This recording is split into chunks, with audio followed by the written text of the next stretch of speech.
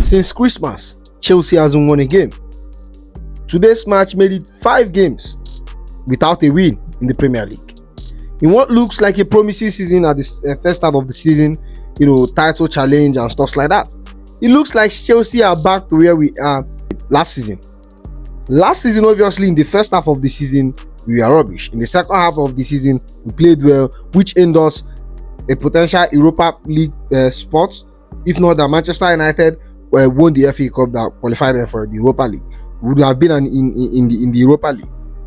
Now, Chelsea's season is looking like it's not going to be salvaged because, bro, in as much as I didn't expect us to win this match, I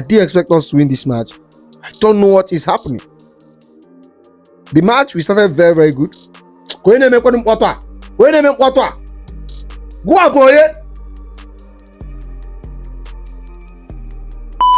We started this match very, very good, with Kopama scoring the goal. Obviously, before then, in the first minute, Kopama set up a ball for Enzo Fernandez, which he had a heavy touch.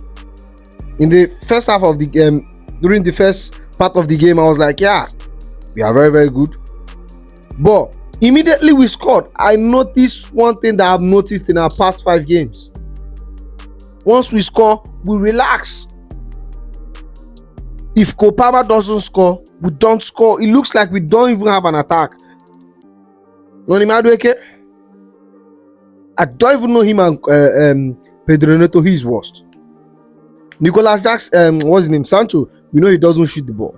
Nicolas Jackson is not a striker that a team that wants to qualify for top 4 or win the Premier League should be having. And I don't know what our board is still thinking. Like, why are they not going in the market? This is January. Sign player and don't even give me that Leon Delap bullshit. Because Leon Delap and Jackson are almost the same type of player. We need killers. Delap is a young star. Obviously, we are still going to add another young player in Matthias still if that works out with Bayern. And we are signing Delap. Chelsea is an under 23 team. This is a senior team. In our team, the oldest player in our team is Sanchez, and he's 26 years old. Like, imagine that. The oldest player that played for us, that started for us today, was Sanchez, and he is 26 years old. This is something that, is an attribute, or this is a trait that I saw from last season. Once we score goal, once we concede, or once things is not going our way, we kind of put our head down and we don't know what we are doing. And that is the exact same thing that happened in this match. We were leading 1-0 going into the second half. We are playing very, very well. And what happened in this first half? Everybody relaxed. Nicola, okay, I mean, I've said, okay, change sub Nicolas Jackson and bring in who? If you sub Nicolas Jackson, you bring in who? You bring in Gay, you bring in Nkunku, who is obviously wants to leave. You bring in Nkunku. I've seen Nkunku play. His body language doesn't communicate someone that wants to be in this team. Is he the person you want to bring in? Who are we going to bring in? Change who for who? Yeah? I mean, this I don't really know what is going on.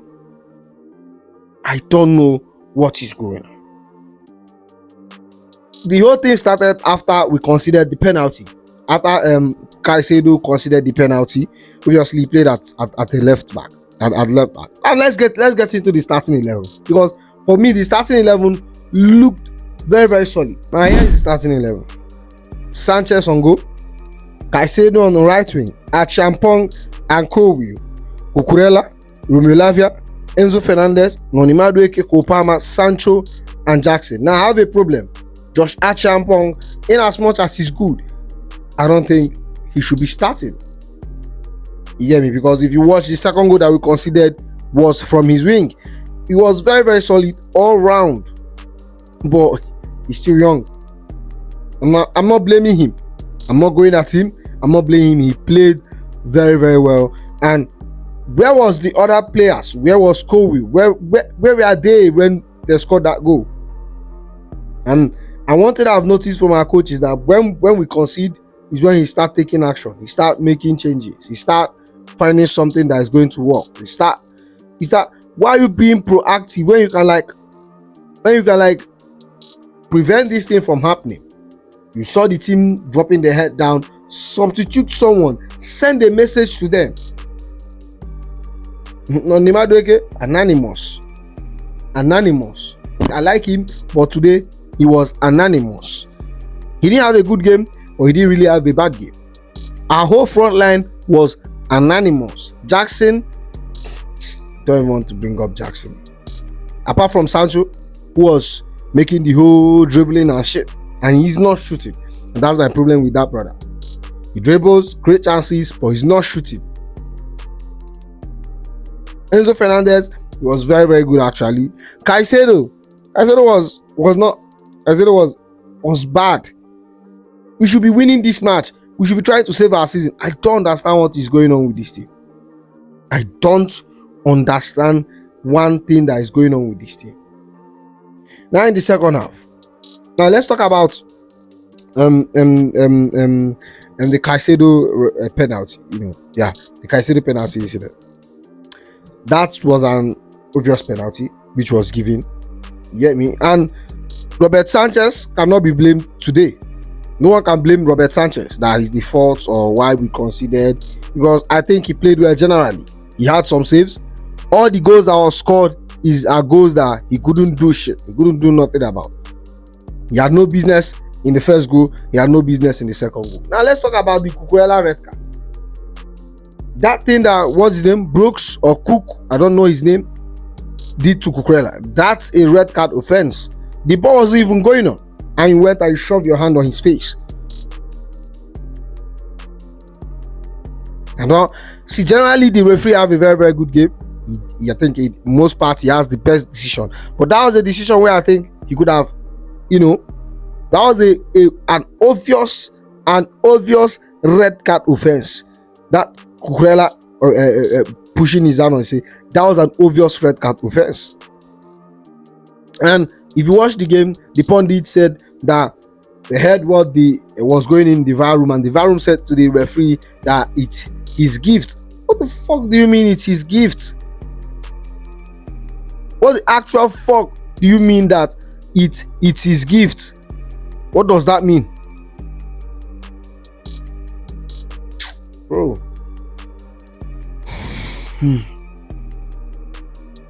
Now let's get to the changes. Obviously, the coach made some good changes. He made some good changes. But I think the changes came in late.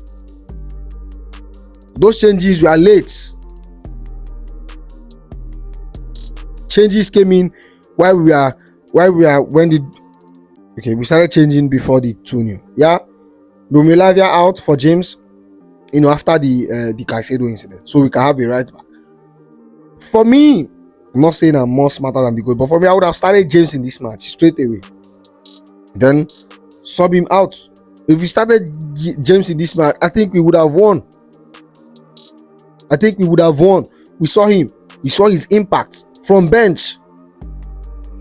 And we saw this guy is what we are missing in this team. We are missing James heavily in this team. We are missing James. Came in and saved the day. Obviously, he didn't save the day because we deserve to win. Not we deserve, we needed. We needed to win.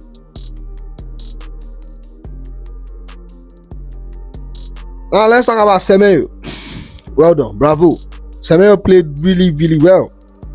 I think he played really instrumental to the first and second goal. He got the penalty and he scored the second goal. Easily, man of the match. Antoine Semedo, well done. And I don't know why some top teams are not going in for him. Arsenal, you need a forward. Yeah, he's your guy. Manchester United, you need a left turn. He's your guy. You get? And then in the 70th minute, we had Achampong out for Tosin.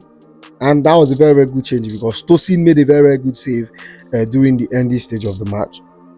And in the 80th minute, we had Caicedo and Monimadueke out for the Netflix boys. You might ask me who is the Netflix boys? Pedro Neto and Felix. They came in. And in the 90th minute, you had a miracle. Rich James, captain Skippo. You know, there's a reason in the whole Chelsea squad right now. He's my favorite player. Out of the whole Chelsea squad right now, he's my favorite player. He scored the goal. Get out a point. Obviously, Manchester United, we are 2-0 up before, and then thank God they drew. And now we just have to wait to see the result of Newcastle and see whether they win. Because if Newcastle win, we automatically move to 5th. For someone that was third a few weeks ago, like a month ago, we were sitting second, not even third, second a few months ago. Now we might be, there are potentials of us going down to 5th. Newcastle are on a very, very good run. I think in their last 7-8 games, they hasn't lost. I don't even know who the opponent is. So they are definitely going to win. We are not in the title race, yes. But you see, if we don't make top 4, I'm not even going on, I won't even be going on Enzo Maresca. I'll be going on the board. Because that was the exact crime that we sacked Pochettino for. He didn't make top 4. And then you bring in this man. See, if Maresca make anything below top 4, that's a failure. Anything below top 4 is a failure. Maybe if he has a trophy, yeah. But if anything below top 4, anything that is not Champions League football is a failure. You understand? So I don't know. The directors, the owners, you people should do something this window. I don't fucking know what you guys want to do. Look at the team. You know where we need to fix. Fix our back. People win games with 1-0. We has only won one game with a goal this season, and that was against Bournemouth. People win game with 1-0. We can't hold on to 1-0. If we don't concede, we don't see it. How many times? This is like, it's like deja vu. Are you guys not learning? This is like the third time this thing is happening in the last 4 games, that we're going 1-0 up and we end up losing or drawing the game. Against Fulham, we went 1-0 up. We drew the game. Against Everton. Yeah, not Everton. What's the other team that we drew? Oh shit, I've forgotten. But we have went 1-0 up 3 times. This match made it 3 times and we couldn't maintain it. People win game with 1 goal. Our team, we can't maintain 1 goal. And that's a disgrace. That is a disgrace. Man, as you can see, I'm very calm. I would have been fuming if we had lost this match. I would have been fuming. But let's just say thank God to Rich James. A very big thank you to Rich James for saving the day. And I'm not happy with the result, but it's something. Thanks to Rich James for saving the day.